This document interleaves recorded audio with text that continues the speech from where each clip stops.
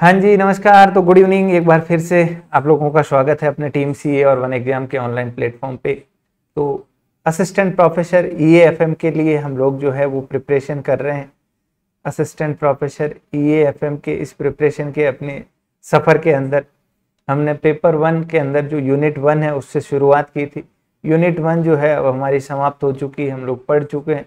साथ में मैंने इसके कुछ प्रीवियस ईयर क्वेश्चंस को भी डिस्कस किया है। लास्ट के 2-3 टॉपिक के अभी डिस्कस करेंगे, बाकी है, अभी ख़त्म हुई है लास्ट लेक्चर। तो इसके अलावा मैंने आपको कुछ प्रैक्टिस एमसीक्यूज भी प्रोवाइड किए हैं। सिमिलरली थोड़ा सा बीच में गैप आएगा तो बीच में हम किसी सैटरडे या संडे को जो है वो रिवीजन क्लास भी रखेंगे। उस सब के लिए अपना जो व्हाट्सएप ग्रुप है उसके अंदर आप शेयर करते रहिएगा चीज़ें।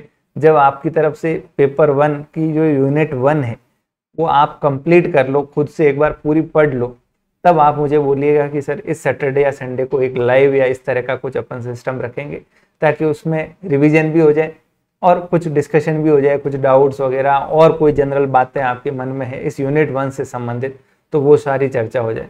मीनवाइल मैं साथ में प्रयास करूंगा कि एक लेक्चर जो है जो पीछे के टॉपिक बचे उनके प्रीवियस ईयर क्वेश्चन और उनके कुछ एमसीक्यू जो है वो आपको प्रोवाइड कर दूं। तो आप लोग बस एक निवेदन है मेरा कि ये जल्दी कीजिएगा आप, ताकि अपन नेक्स्ट सैटरडे संडे या फिर मैं दूसरे सब्जेक्ट के फ्लो के अंदर जब एंटर हो जाऊंगा तो फिर मेरे लिए वापस यहाँ पे आना थोड़ा सा मुश्किल हो जाएगा।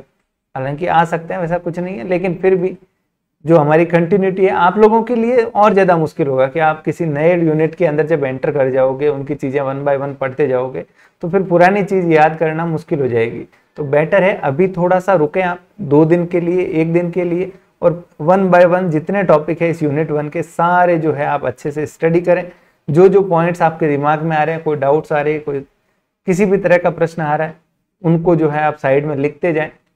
उनके प्रीवियस ईयर क्वेश्चन जो दे रखे हैं उनको देखें, एमसीक्यूज को देखें, और ये कंप्लीट एक्टिविटी होने के बाद जो है आप लोग बताएं ग्रुप के अंदर, ताकि अपन जो है इसका एक फाइनल सेशन जो है वो रखते हैं किसी दिन, ताकि ये यूनिट 1 अपनी एक बार जो है वो कंप्लीट हो जाए, खत्म हो जाए, वाकई में अच्छे तरीके से खत्म हो जाए। पहली बात तो ये खत्म हो गई। सेकंड चीज, अब सिमिलरली जो पेपर 2 है आपका, पेपर 2 के अंदर जो फाइनेंशियल मैनेजमेंट है, पंकज सर पढ़ा चुके हैं आपको। फाइनेंशियल मैनेजमेंट के बाद जो अगली यूनिट है उनकी क्यूटी की क्वांटिटेटिव टेक्निक्स, उसको वो जल्दी शुरू कर देंगे। तो वो 2 यूनिट पंकज सर आपके खत्म कर ही देंगे। पीछे बचे 3 यूनिट सेकेंड जो अपना पेपर है, पेपर 2 का सिलेबस अगर मैं आपको दिखाऊं, पेपर 2 के अंदर यूनिट 3 जो है वो पढ़ा चुके हैं एंड यूनिट 4 पढ़ा चुके हैं एंड 5 अभी जल्द ही जो है वो स्टार्ट कर देंगे। ठीक है, 3 यूनिट पीछे बचती है सेकंड के अंदर। पहली बैंकिंग, दूसरा इंटरनेशनल फाइनेंस एंड फॉरेक्स और तीसरा security analysis and portfolio management. वहीं पे जो अपना पेपर 1 है उसके अंदर भी 5 यूनिट। तो फर्स्ट यूनिट अभी हम डिस्कस कर चुके हैं, सेकेंड यूनिट अपने इंडियन इकोनॉमी की है और 5th यूनिट राजस्थान इकोनॉमी से रिलेटेड है। बीच में 2 यूनिट है, एक है पब्लिक फाइनेंस और दूसरा है मॉनेटरी इकोनॉमिक्स। तो मेरा अभी ये प्लान है कि हम लोग जो है शुरू करेंगे अब नेक्स्ट पब्लिक फाइनेंस, जो हमारी यूनिट 3 है उसको हम लोग डिस्कस करना शुरू करेंगे, पब्लिक फाइनेंस, और साथ साथ में यूनिट 4 मॉनेटरी इकोनॉमिक्स। ये दोनों चीजें बहुत ज्यादा इंटर रिलेटेड है, मनी से रिलेटेड ही बातें होगी यहाँ ज्यादातर। ठीक है, जो बैंकिंग वाली यूनिट है बहुत इजी है, बहुत मतलब ज्यादा उसमें कोई लोड वाली बात नहीं है, टाइप्स ऑफ बैंक्स और ये सब चीजें इजी बातें, तो उसको हम लेटर बाद में करेंगे आराम से डिस्कस। तो अभी मैं चाहता हूँ कि हम लोग ये यूनिट 3 और यूनिट 4 जो है वो नेक्स्ट हमारा फेज जो है वो किसका रहेगा, यूनिट 3 एंड 4। क्लियर, ये किसमें, पेपर 1 के अंदर।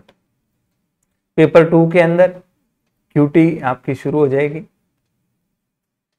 फिर उसके बाद राजस्थान इकोनॉमी और इंडियन इकोनॉमी जब भी करेंगे हम साथ में करेंगे इसके नेक्स्ट फेज में, या इसके नेक्स्ट पेज में हम यूनिट 2 को जो है वो ले आएंगे, वहाँ सिक्योरिटी एनालिसिस पोर्टफोलियो मैनेजमेंट और जो एक दूसरा चैप्टर है उसको जो है वो डिस्कस करेंगे, पढ़ेंगे। तो यही बात है बस, पब्लिक फाइनेंस और ये जो है हम लोग शुरू करने वाले। बस उससे पहले आप यूनिट 1 को एक बार ख़त्म कीजिएगा, नहीं करोगे तो मतलब नहीं रहेगा, फिर चीज़ें ख़त्म होती जाएगी।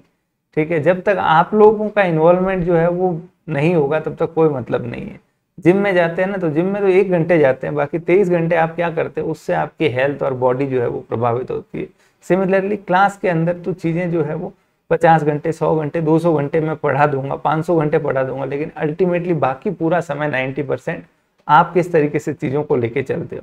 और एक अपने पास बहुत अच्छी चीज़ है कि अभी अपने पास क्या है, समय है, सफिशिएंट समय है।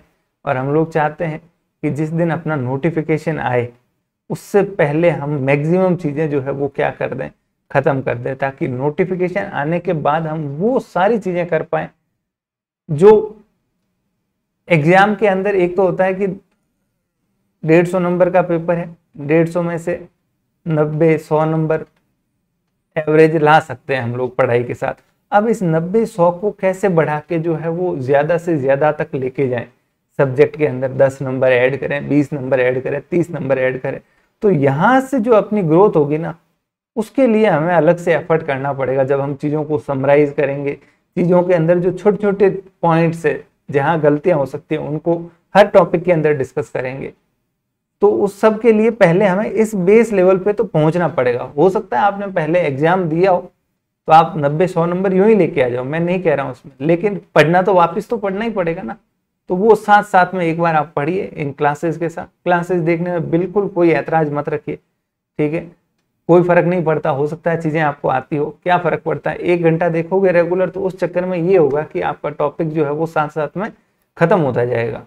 अदरवाइज आपका खुद से पढ़ने का कभी फ्लो हो, कभी मूड हो, कभी नहीं हो, कभी कोई चीज़ समझ आ रही है नहीं आ रही है, तो उस सबको अवॉइड करने के लिए क्लास से जब आप रेगुलरली 1 या डेली के 2 लेक्चर देखना शुरू कर देते हो, तो ये हो जाता है कि उसके साथ साथ में आपका सिलेबस खत्म होता है। और साथ में डेफिनेटली आपको फ़ायदा मिलता है कि जो इम्पोर्टेंट चीज़ें होती है वो एक टीचर के पॉइंट ऑफ व्यू से, एक कोई दूसरे व्यक्ति के पॉइंट ऑफ व्यू से भी हमें पता चलती है कि अच्छा इसमें क्या क्या चीज़ें जो है वो हमें खास ध्यान रखनी चाहिए। तो ये सब बातों को आप गौर कीजिएगा। और इनको हम लोग शुरू करने वाले यूनिट 3 और यूनिट 4 को। नोट्स के बारे में मैं बता दूं, देखिए इंग्लिश के नोट्स मैं पहले ही बता चुका हूँ, ऑलमोस्ट 90% मेरे पास अवेलेबल है सभी चीज़ों के, पब्लिक फाइनेंस हो, चाहे मॉनेटरी इकोनॉमिक्स हो, चाहे बैंकिंग हो। लेकिन मैं हर नोट्स के अंदर बहुत कुछ परिवर्तन कर रहा हूँ। जो मैंने बुक्स मैं आपको दिखाऊंगा किसी दिन, यूनिवर्सिटी की जो रिकमेंडेड बुक्स मैं पूरा ढेर लेके आया हूँ, बोरा भर के किताबें लेके आया हूँ। उन किताबों को मैं दिन भर जो है स्टडी करता हूँ, कोशिश करता हूँ उनके अंदर कुछ भी नई बात मिले तो वो अपने नोट्स के अंदर जो है बुलेट पॉइंट्स उसके शामिल हो जाए। तो इसीलिए मैं कोशिश करूँगा कि जो टॉपिक पढ़ा रहा हूँ उससे आने वाले नेक्स्ट 2-3 टॉपिक के एडवांस में टॉपिक जो है वो नोट्स अपडेट कर दूँ। हालांकि यूनिट 1 में आपने देखा होगा मैं कहीं ज़्यादा डिले नहीं हुआ, ऑलमोस्ट मैं बराबर चल रहा था, ठीक है। इसमें और ज़्यादा आपको फास्ट जो है वो नोट्स एडवांस में देखने को मिलेंगे, ताकि आप एक साथ में 2-3 टॉपिक के प्रिंट निकलवा दो, ताकि फिर हफ्ते भर बाद फिर सेकंड लॉट के अंदर दूसरे निकलवा दो, इस तरीके से, ठीक है। मतलब मैं मेरी तरफ से भरपूर प्रयास करूँगा। आप भी समझिएगा कि इसके अलावा भी मुझे दूसरी चीज़ों पर ध्यान देना पड़ता है, जैसे प्रीवियस ईयर क्वेश्चंस को स्टडी करना, उनकी छटनी करना, साथ में उनके एमसीक्यूज को निकालना, तो नहीं मिलते हैं तो खुद भी बनाता हूँ, इधर उधर से भी लेता हूँ, फिर उनको फिल्टर भी करना पड़ता है, कुछ रेलेवेंट होते हैं, कुछ इररेलेवेंट होते हैं, ठीक है। इंग्लिश के नोट्स को फिर मैं हिंदी में भी कन्वर्ट करता हूँ, ठीक है, कन्वर्ट करके उसको रीड करता हूँ, ताकि कोई छोटी मोटी गलतियाँ जो है वो रह नहीं जाए, उनको हटा दूँ या उसके साथ इंग्लिश का जो वर्ड है वो डाल दूँ। तो इन सब चीज़ों में जो है दिन भर इसी में लगा हुआ हूँ मैं। एक्सक्लूसिव EAFM ही मेरा मकसद है। अगले कम से कम आप मान के चलिए जब तक ये एग्ज़ाम नहीं होता, एक ही मकसद है कि EAFM के अंदर हम जितने भी साथी यहाँ पे तैयारी कर रहे हैं सब अच्छे नंबर जो है वो स्कोर करें। क्लियर? चलिए तो शुरू करेंगे अब नेक्स्ट अपना पब्लिक फाइनेंस, तो उसके ऊपर बात करेंगे नेक्स्ट लेक्चर के अंदर। आज के लिए इतना ही। थैंक यू वेरी मच, धन्यवाद। और कोई आपके सजेशंस हो तो आप, बहुत अच्छा लगता है जब आप में से कोई क्वेरी पूछता है, कोई डाउट पूछता है, कोई अपना सजेशन देता है, तो वो बहुत मैटर करता है, ठीक है। थैंक यू वेरी मच, धन्यवाद।